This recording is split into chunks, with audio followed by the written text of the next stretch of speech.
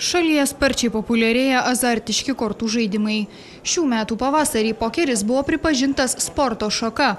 Lietuvos sportinio pokerio federacijai leista organizuoti nekomercinius turnyrus. Šį savaitgalį Lietuvos sportinio pokerio turas surengtas ir Šiauliuose. Pasak organizatorių, jis neabejotinai bus įrašytas į pokerio istoriją. Mat tokio masto renginys Šiaulių mieste vyko pirmą kartą. Niekas tokio turnyro nebuvo suorganizavęs. O reikšmė tai be abejo jinai didžiulė. Žmonės dar nelabai atskiria komercinį pokerį nuo sportinio pokerio.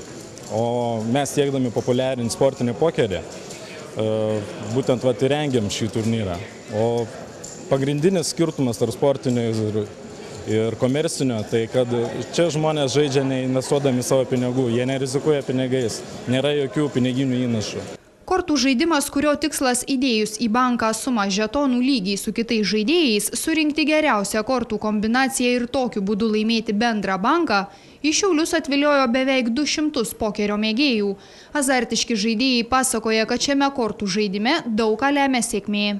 Pokeris, kaip sakant, ne šachmatai. Taktikas galima keisti, turėti savas ir svetimas, bet sėkmės elementas yra pagrindinis dalykas. Su draugais labai dažnai žaidžiam. Intelektualus žaidimas patinka ir azartas, ir mąstyma yra. Ir linksmai praleidžiam laiką.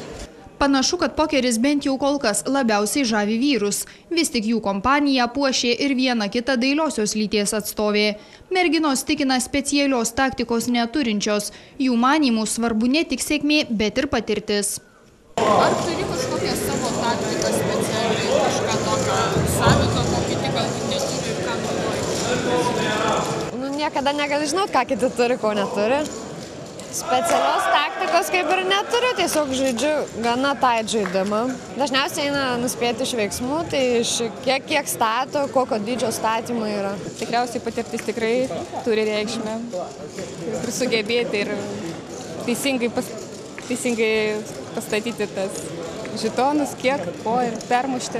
Pasak Lietuvos sportinio pokerio turo rengėjų, pagrindinis ir pats vertingiausias prizas yra garbė. Mat laimėti pirmą vietą tokiame turnyre gana didelis pasiekimas. Šį kartą jie atiteko Tytuvėnų gyventojui. Šiauliečiams sekėsi ne taip šauniai, aukščiausiai iškovota vieta tik 5. Aina Valčiukaitė, Tomas Mizgirdas, Šiaulių televizijos žinios.